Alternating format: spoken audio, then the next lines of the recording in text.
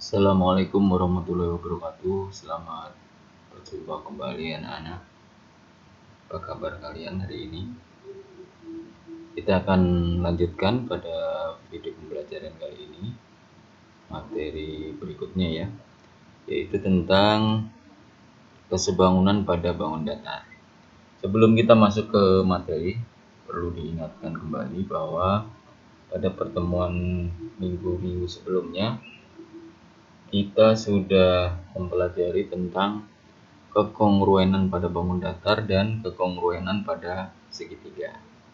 Nah, pada pertemuan kali ini kita akan lanjutkan materinya di bagian ketiga, yaitu tentang kesebangunan pada bangun datar.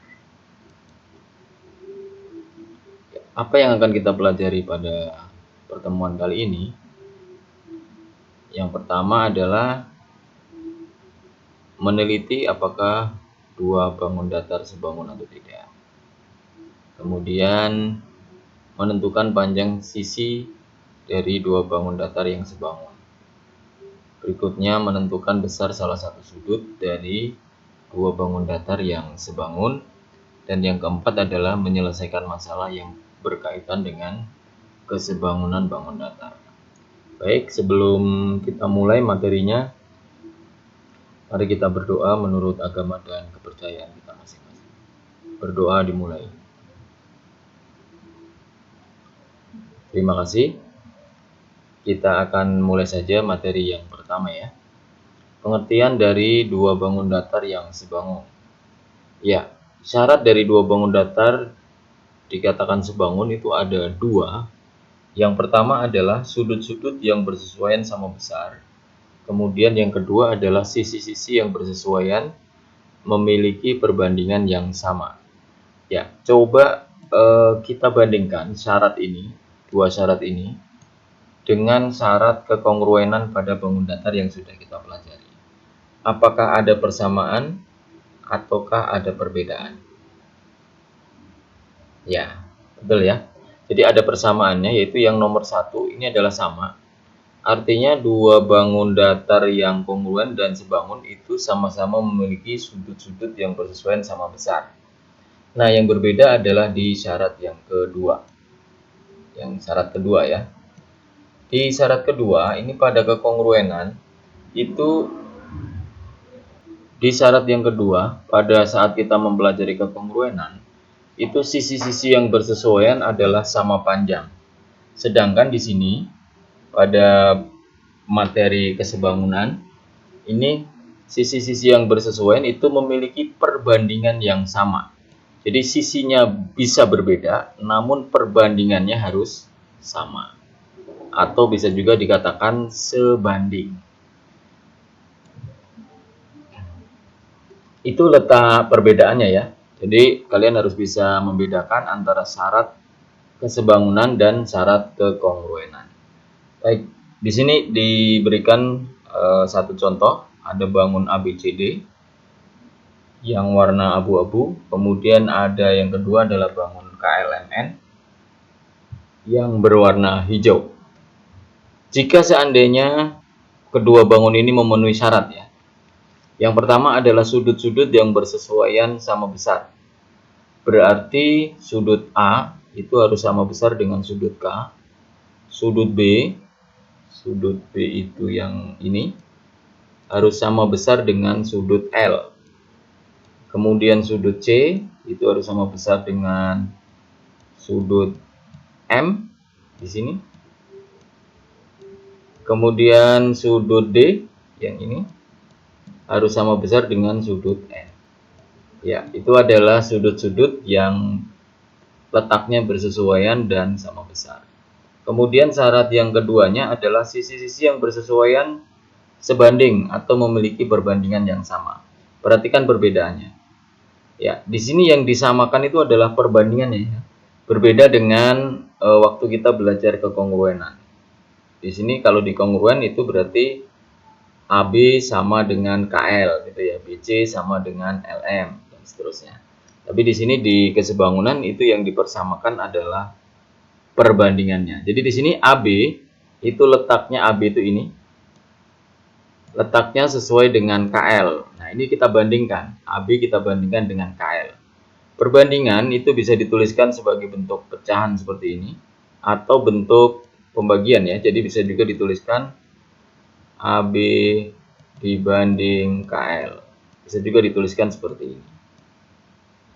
Ya. Nilainya ini harus sama dengan BC itu yang ini, dibanding dengan LM.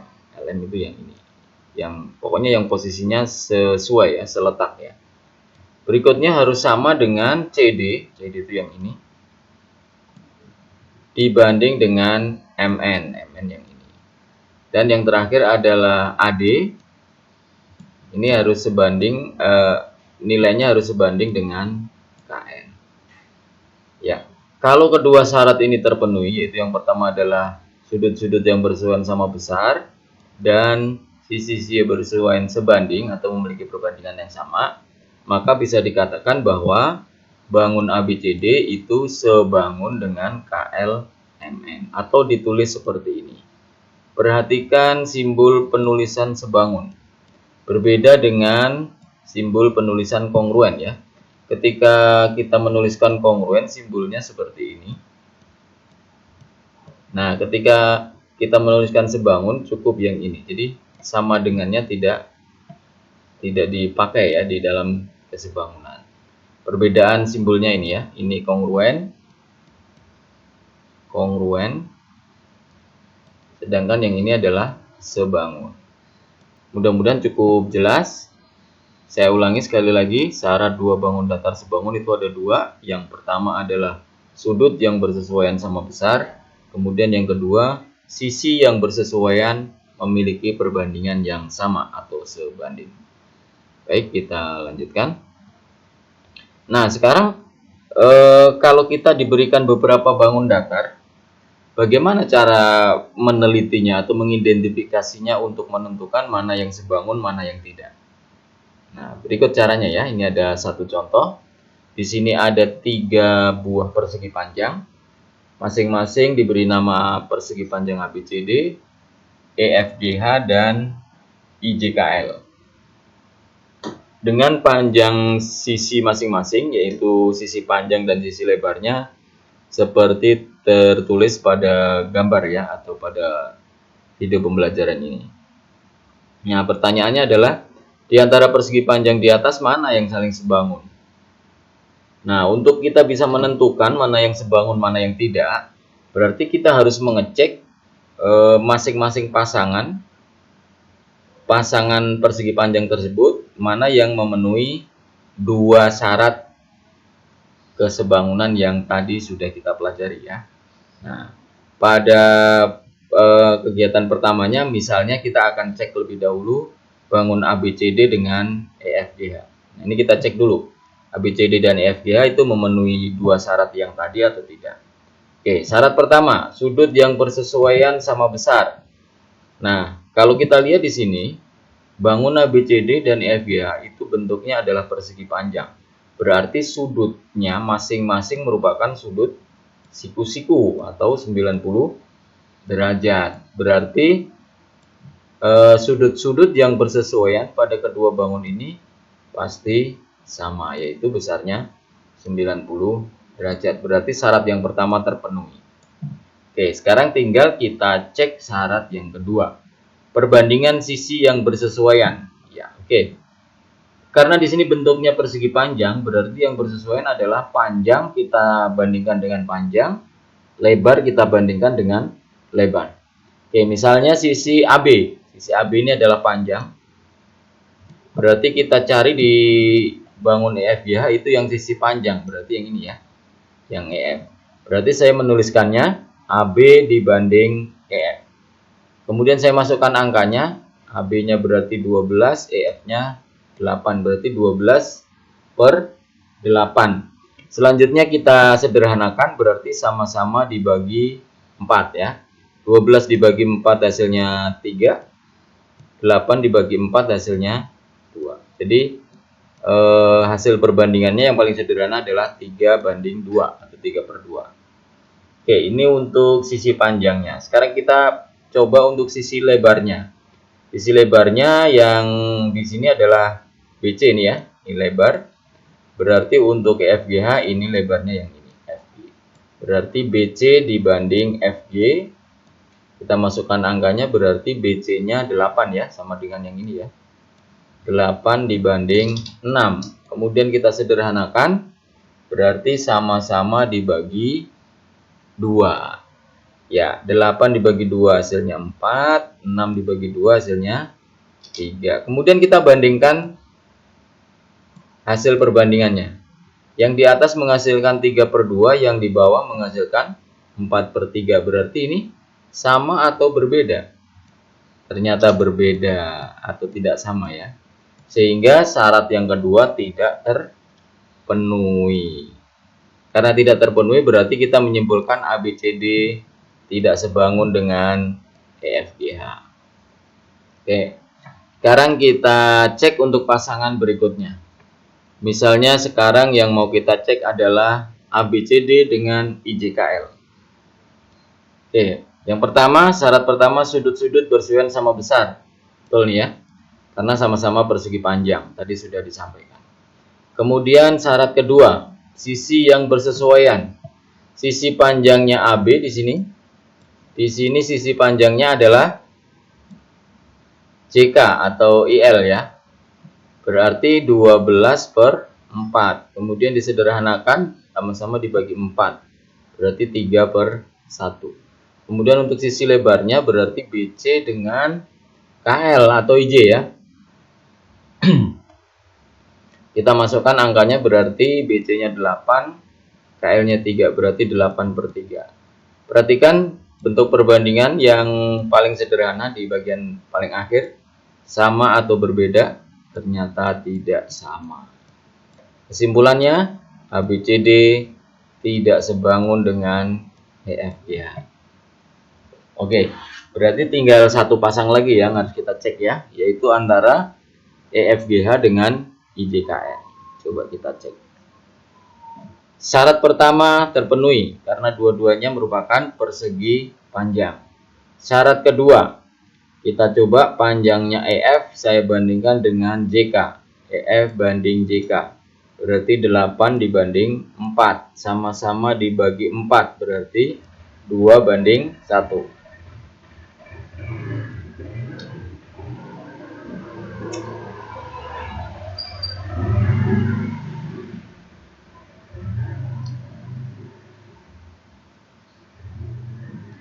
Berikutnya sisi lebar. Berarti FG dibanding dengan KL. FG-nya 6, KL-nya 3 nih ya.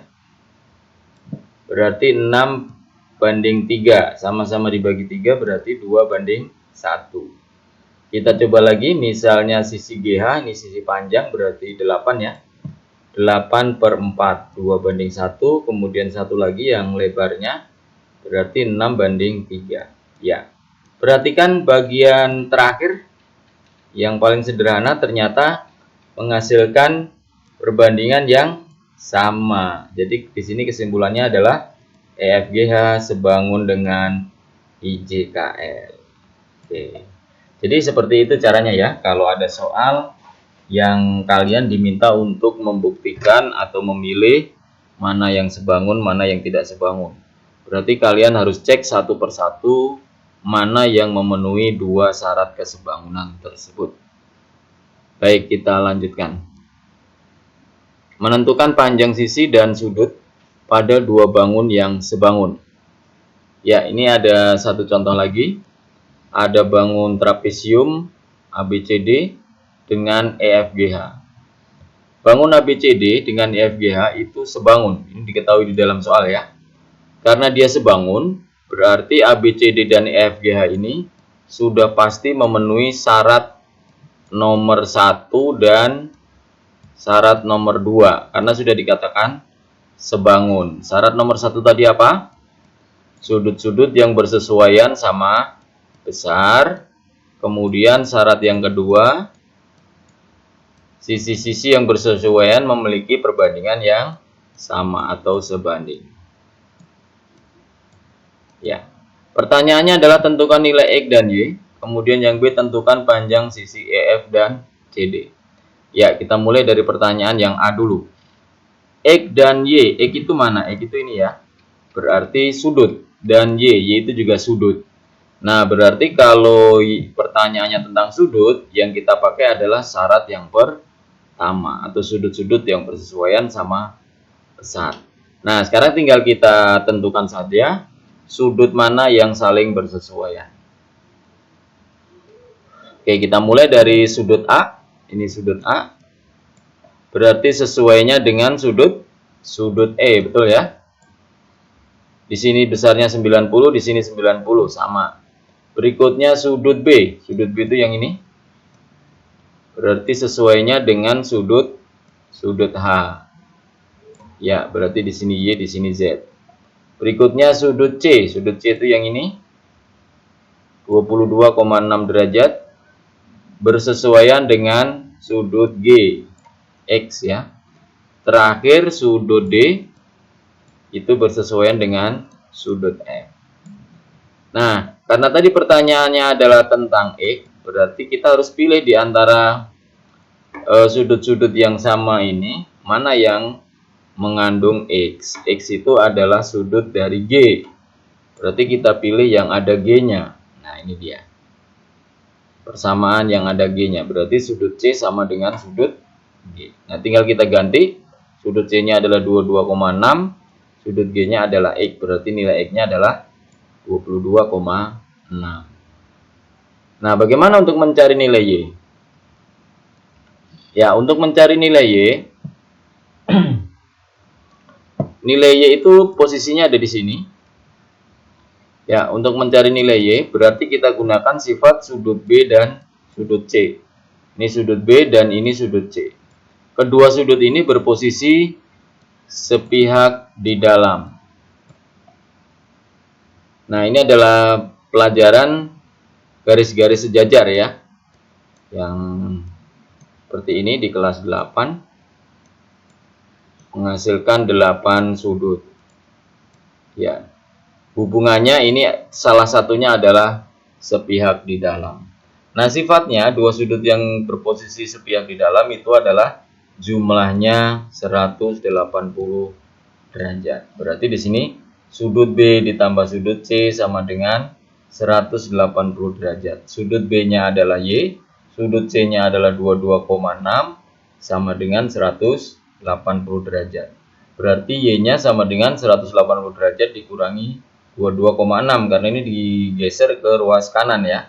Jadi tanda plusnya berubah menjadi pengurangan. Oke, tinggal kita kurangi saja. Jadi Y-nya adalah 157,4. Oke, sekarang pertanyaan yang kedua, bagaimana cara mencari? Oh ya, ini ada tugas untuk nomor 1 berkaitan dengan gambar ini ya. Kamu harus menentukan nilai Z. Nilai Z itu adanya di sini nih ya. Di gambar yang warna kuning. Nah, ini nanti tugas ini akan kamu selesaikan di Google Form ya. Nanti ada linknya, silakan dikerjakan di sana.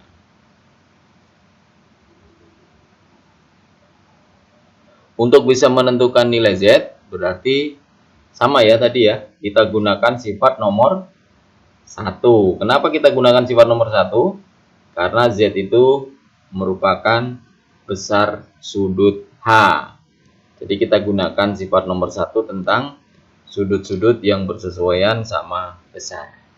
Oke, kita lanjut. Ini adalah yang kedua, pertanyaan yang kedua. Pertanyaan yang kedua tadi adalah tentukan panjang EF. Nah, EF itu merupakan panjang sisi, berarti yang akan kita gunakan adalah syarat atau sifat yang kedua tentang sisi-sisi yang bersesuaian memiliki perbandingan yang sama.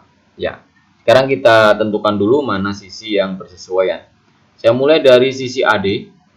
Sisi AD itu di gambar warna biru, berarti dia sesuai dengan sisi EF di gambar warna kuning ya. Kemudian sisi DC yang ini di gambar warna biru berarti dia sesuai dengan sisi FG yang gambar warna kuning.